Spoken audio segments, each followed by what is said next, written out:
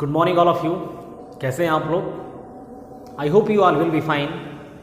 And now today we are going to study about landforms and changing landforms.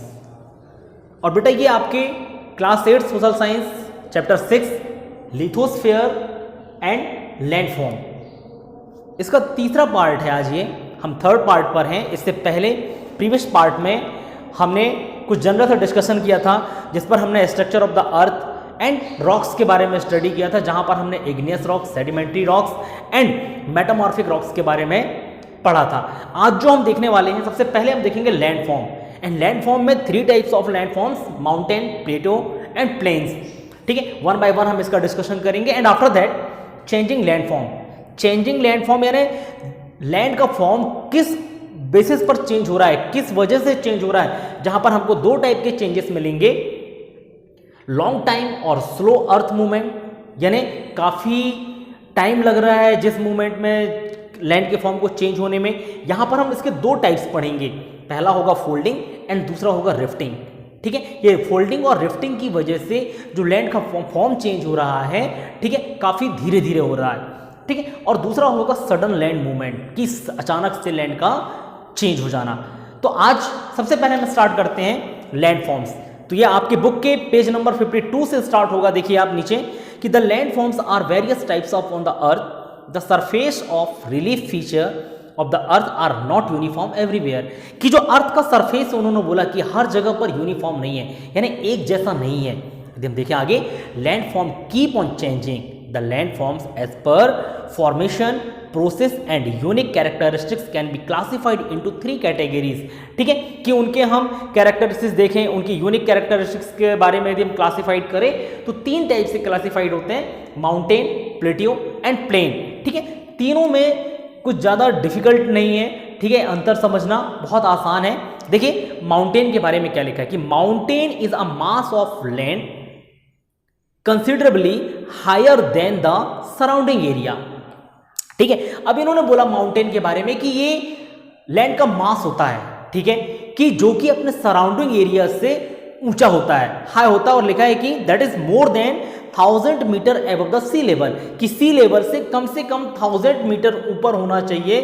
ठीक है, तभी हम उसको माउंटेन कहेंगे। जैसे मान के चलिए ये एरिया है बेटा, ठीक है, तो यहां पर कोई चीजें, ये पहाड़ ऐसे ऐसे है, ठीक है, जैसे मान के चलिए ये है, ठीक, तो ये आपको दिख रहा होगा, ये सेफ जो दिख रहा है कि सराउंडिंग एरिया से काफी ऊंचा दिख रहा है, तो हम इसको माउंटेन कहते हैं। ठीक है, चलिए नाउ दे हैव नैरो और conical peaks and steep slopes. की नैरो एंड कॉनिकल, की पतला और कोन जैसा एक इसका पीक दिख रहा है, ठीक है, और स्टीप स्लोप यानी खड़ी ढलानें आपको दिख रही हैं, वो माउंटेन्स के कैरेक्टरिस्टिक्स हैं। ये over 20% of land area on the earth is occupied by mountain, कि अर्थ का 20% एरिया माउंटेन्स ने कवर करके रखा है। And now there are several types of mountain, block mountain, volcanic mountain and folded mountain. ये mountain के 3 examples बताए कि ब्लॉक माउंटेन्स होते हैं, वॉल्केनिक होते हैं माउंटेन, फोल्डेड माउंटेन होते हैं।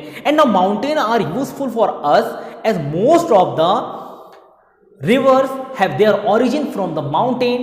They also influence climate and minerals are also found in the mountain. ठीक है, अब माउंटेन को यूजफुल कैसे बोला कि बहुत सारे जो रिवर्स हैं वो माउंटेन से निकल रहे हैं, ठीक है, बहुत सारे मिनरल के डिपॉजिट्स होते हैं माउंटेन के अंदर, और ये क्लाइमेट को इफेक्ट करते हैं। ठीक है, क्लाइमेट, अब जैसे मान के चलिए आपने देखा होगा, आपने पढ़ा होगा कि हिमालय हमारी रक्षा करता है, यानी नॉर्थ की तरफ से आने वाली जो ठंडी हवाएं हैं, तो हिमालय माउंटेन, हिमालय पर्वत रेंज की वजह से, ठीक है, वो हवाएं भारत तक नहीं आ पाती।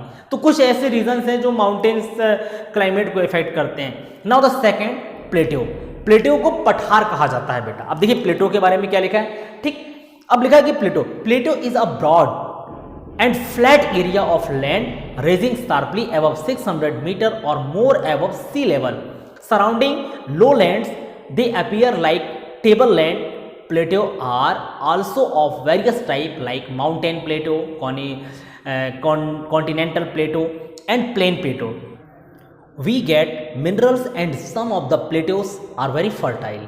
ठीक है, अब देखिए प्लेटोस के बारे में क्या बोला कि ये भी ऊंचे तो होते हैं, हाई तो होते हैं, लेकिन ये माउंटेन के जितने हाई नहीं होते। सी लेवल से इनकी हाइट लगभग 600 मीटर तक होते हैं, ठीक है। और इन्होंने बोला है आगे देखिए बुक में कि सराउंडिंग लो लैंड्स, और चारों तरफ इसके लो लैंड्स होते हैं, यानी तो जो जमीनें होती हैं वहां की थोड़ी नीचे होती हैं, and they appear like table land. तो ये टेबल लैंड जैसे होते हैं, जैसे टेबल की संरचना आपने देखी होगी, टेबल कुछ इस तरीके से होता है बेटा, ठीक है।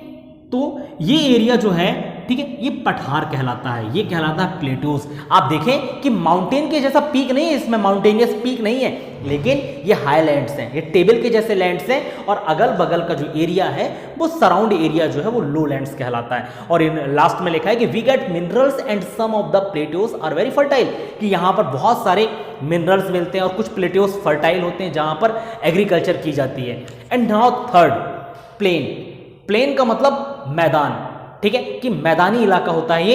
अब इसमें लिखा है कि the relatively low flat and fertile area on earth surface whose elevation is usually low is known as plain, कि बेसिकली ये लो लैंड्स होते हैं, सरफेस इनका प्लेन होता है। देखिए लिखा कि रिलेटिवली लो फ्लैट होता है, flat and fertile area on अर्थ, कि फ्लैट होने के साथ साथ फर्टाइल होते हैं। यदि मैं अपन प्लेन की बात करें तो ये इस टाइप से एरिया है बेटा, ये फ्लैट एरिया है, फर्टाइल एरियाज है, ठीक है। तो ये एरिया फर्टाइल होने के साथ साथ फ्लैट होते हैं, ठीक है, इनको प्लेन कहा जाता है। The plain area are found up to 350 metres above the sea level. Basically हम देखें तो ये 350 मीटर्स सी लेवल से ऊपर होते हैं। And now the plain are suitable place for human habitat because people fulfil their needs of food, cloth, housing and other necessaries, ठीक है, अनदर नेसेसिटीज, कि ये ह्यूमन के लिविंग के लिए, ठीक है, रहने के लिए, हैबिटेट के लिए बहुत अच्छी जगह मानी जाती है, क्योंकि सारी चीज़ें आसानी से अवेलेबल हो जाती हैं, like food, cloth, housing and other necessities जो हैं।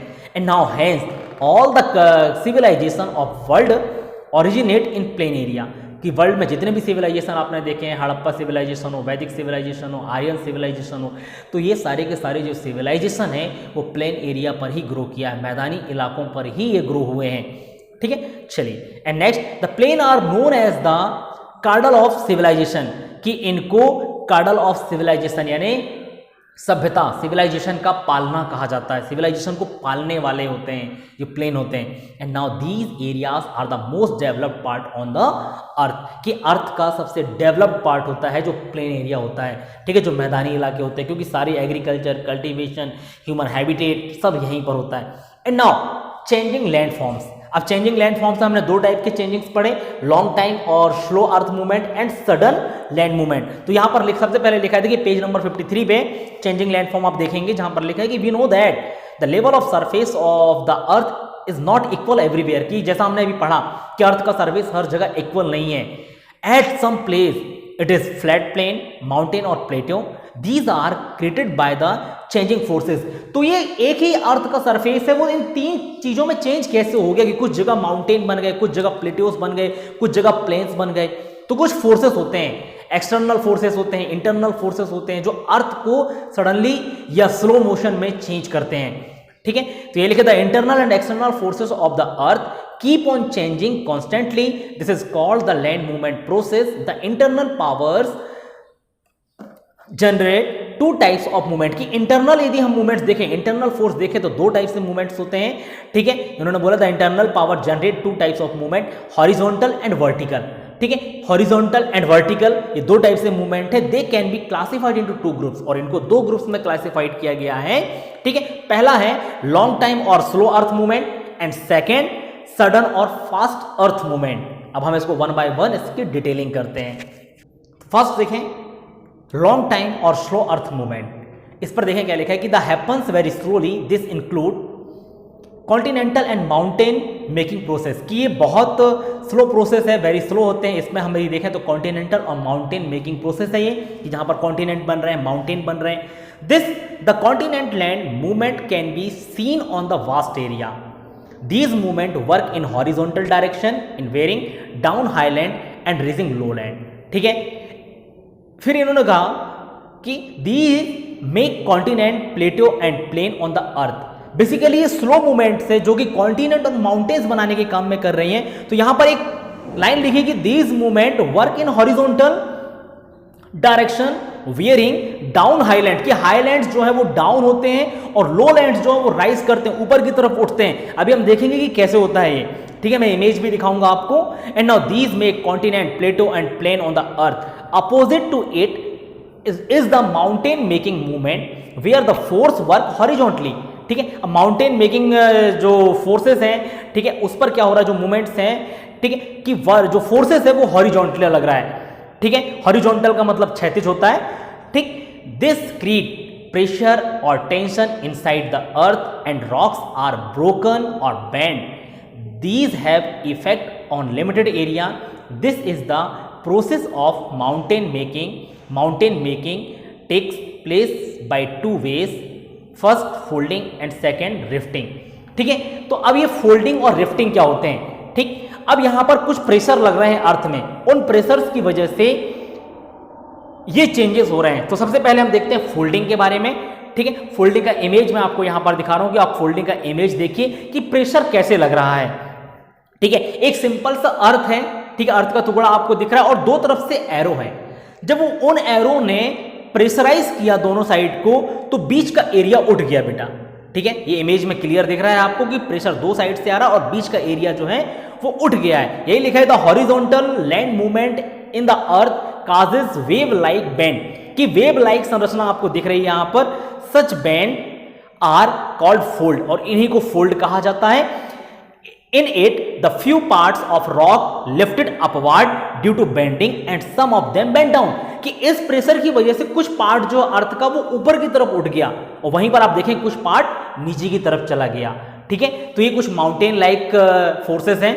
एंड सेकेंड रिफ्टिंग, मैं आपको रिफ्टिंग की भी इमेज दिखा रहा हूं, आप इमेज देखिए, ठीक है। और मैं पढ़ते पढ़ते बताता हूं। रिफ्ट का मतलब बेटा घाटी होता है, खिसकना होता है। देखिए भ्रंश इसको कहा जाता है कि टुकड़ों में टूट जाना या टूटकर खिसक जाना।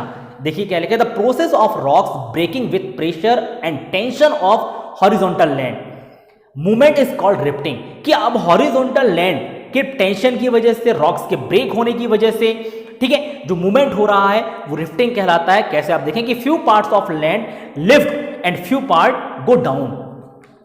द रिफ्ट वैली और block mountain are the example of it. अब देखें इमेज में आपको क्लियर दिख रहा है कि कुछ पार्ट जो हैं वो बीच का जो पार्ट है, रिफ्ट वैली जहां पर लिखा है इस इमेज में, वो नीचे की तरफ चला गया और आसपास का पार्ट ऊपर की तरफ है, ठीक है। तो ये रिफ्ट वैली है या इसको हम रिफ्टिंग बोलते हैं। And now the second sudden land movement, कि अचानक चेंज होने वाला लैंड मूवमेंट। तो इसमें लिखा है कि some time due to unexpected forces there occurs destructive events on the earth with sudden land change. These events are called sudden land movement. These happens in two ways, volcanoes and earthquake.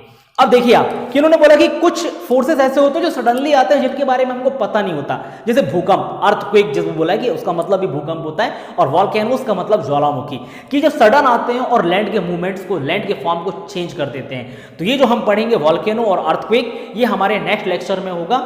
आज के लिए बस इतना ही। Thank you so much.